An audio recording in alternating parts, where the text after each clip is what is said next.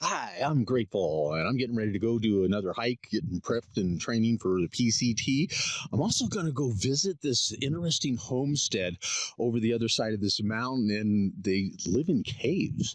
So we'll do that. Also, I'm going to share with you mindset, because they say on the trail, mindset is 80% of the game of completing the PCT. And I'm going to share what mindset was for me on the trail. It could be different from everyone, but this is just what I found as far as keeping your head in the game when you're on the Pacific Crest Trail. And as usual, I'm going to bring you along with my little camera. Let's go for a hike.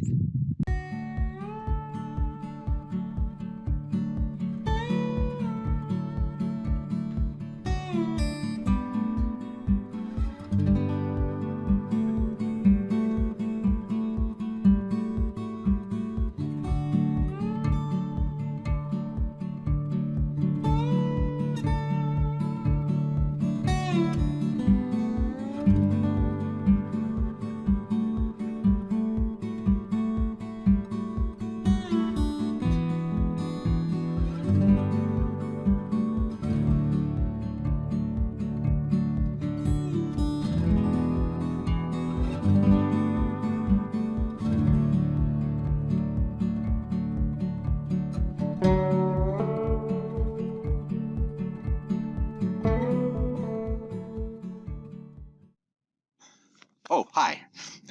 Let's talk mental toughness. Now, I've seen a lot of videos on it and other people talking about it, and understand we all have our own way of processing it, and however you process it and what works for you is the best. For me, where I'm coming from is I've actually helped and coached people in the area of mental toughness and how to get your mind into a place of winning. I've worked with mixed martial artists, golfers, business people, all sorts of athletes. And it was pretty much the same process. You probably heard about it, where you repeat in your mind to go over and over and over something that you want to do, and you repeat seeing yourself do it in excellence and winning. And that is, the basis of mental toughness. And, one of the ways that you could get through the Pacific Crest Trail, because as they say, 80% of getting through the Pacific Crest Trail is mental. And the mental is going to come in, this is at least for me, within the first day of hiking, it was drizzling and, it was a heavy pack and, 2,000 plus miles ahead of me and all of that stuff. And it started wearing on me. And I did start thinking, okay, let's just quit. Let's just throw it in. Yet I used some of the tools I had and I just pushed on through, and I got to Hauser Canyon and I felt great. And what I did is I reviewed everything I did that day to help me get there. And that's what accelerated and pushed me. So I stayed on the trail for almost 6 months, and I could have kept going. Few personal things just got me off. Yet I will say that mental toughness, I had it. And at the end of this video, I'm going to share the exact secret of how I pushed through and what tool I use. I didn't teach anyone else this. This is what I've come up on myself from all of my years of training and working on myself. How did I get through? How did I stay mentally tough? I'll share that at the end of this video. But for now, just understand that, yes, as they say, 80% of completing the trail is going to be mental. And that mental is, what are you thinking about when you're cold? What are you thinking about when your feet hurt? What are you thinking about when you want to quit? What are you thinking about when you can't get a ride? What do you think about when the bear comes and rips all your food away? All of these things, that's the mental toughness. Are you going to keep pushing on and keep going forward to make it happen? So as I said, I'll share how I did it at the end of this video. For now, I'm going to take a little break here, and I'll come back and share 2 more areas of mental toughness that I found on the trail and what I did to overcome those. See you in a minute.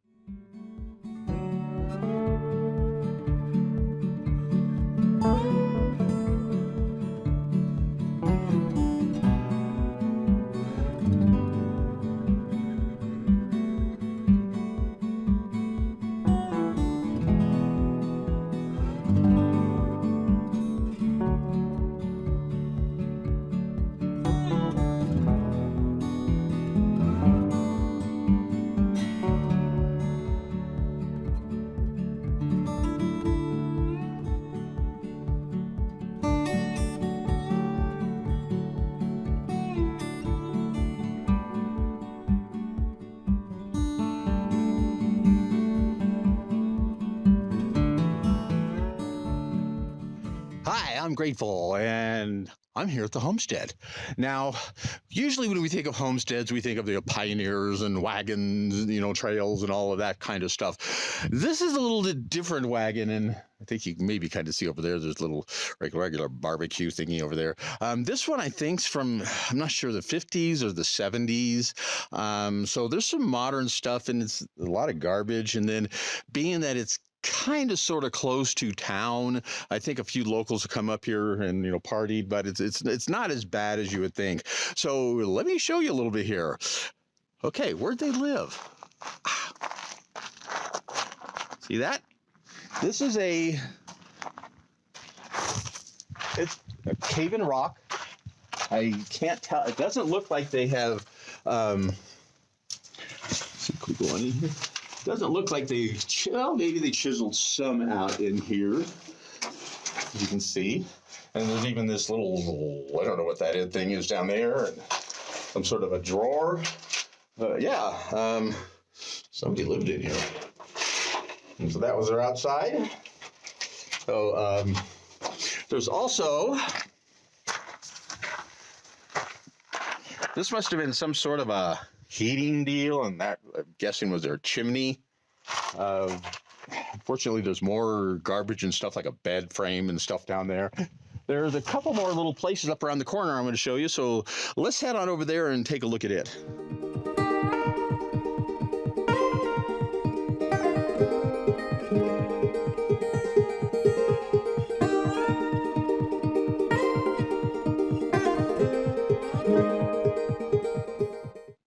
So I'm not sure what this is, what is it, the kids' room away from the parents' room, but here's another one. It's another hole in rock.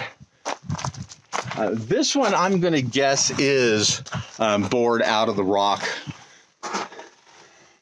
Yeah, you can actually see right here. These are holes for drilling and drilling out. And this one, I don't know if let me see if I can with my pack on it. Yeah, there we go. This one has a lot more room. Maybe this was the parents' room. There you see we got a little dresser down here. And this one has a window. They were special in here. So, yeah, interesting, and I said this is probably from the 50s to 70s, and it looks so ancient and rustic, and yet I was born in 1957. So, it's amazing how much time has gone by. And how much we've advanced. But yeah, I got one more thing I want to show you up here. A chicken coop.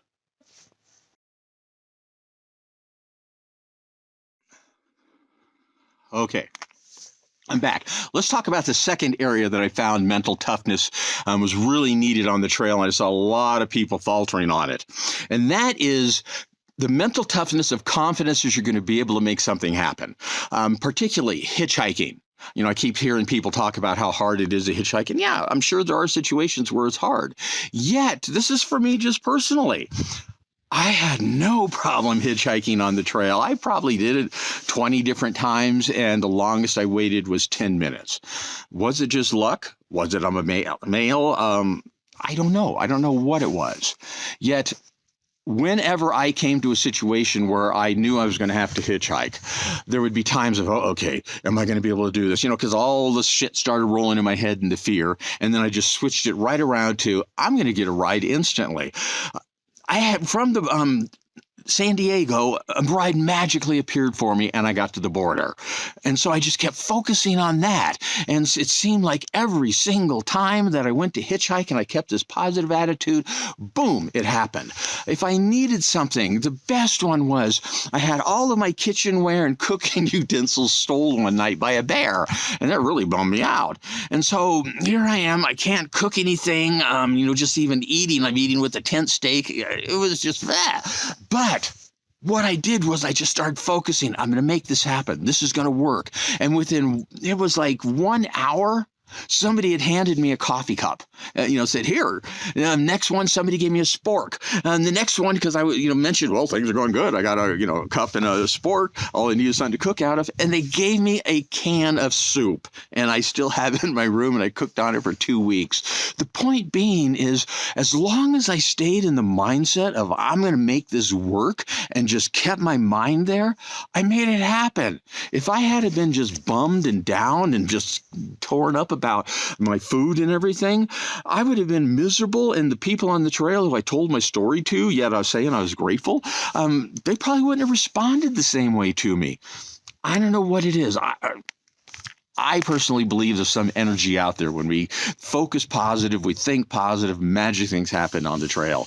And that's what happened to me for hitchhiking, for finding rooms, for finding people, for finding, resources, just constantly on and on and on the trail. As long as I kept a focus that I can make this happen and keep that mental toughness, I did what it took to make it happen. And it was pretty easy. So that's the second area of mental toughness. Now, the third one is something that was special for 2020, and you're going to have it again in 2021. Mental toughness, I still say it's a little bit of mental toughness, but it's also how do you keep value to your trip? How do you make your trip as wonderful and amazing as possible without going down the rabbit hole of blah. See you in a few moments.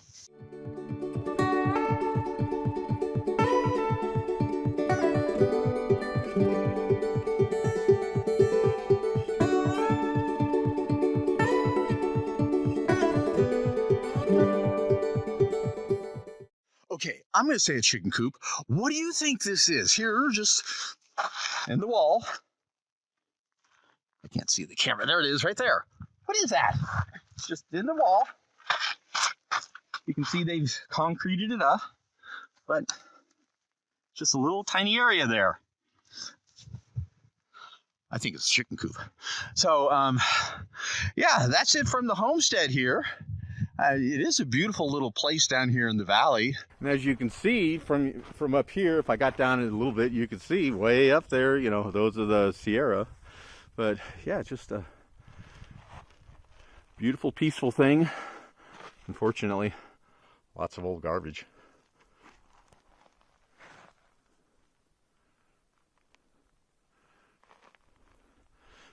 But all in all, very nice. Oh, okay, yeah, I'm taking a break, smoking out here, just relaxing, enjoying myself after this hike. I got to get ready to hike back up the hill. Okay, the third thing, and this is pretty valuable. It has to do with we only have so many moments and seconds in our lives, and you're only going to be on the trail 5-6 months.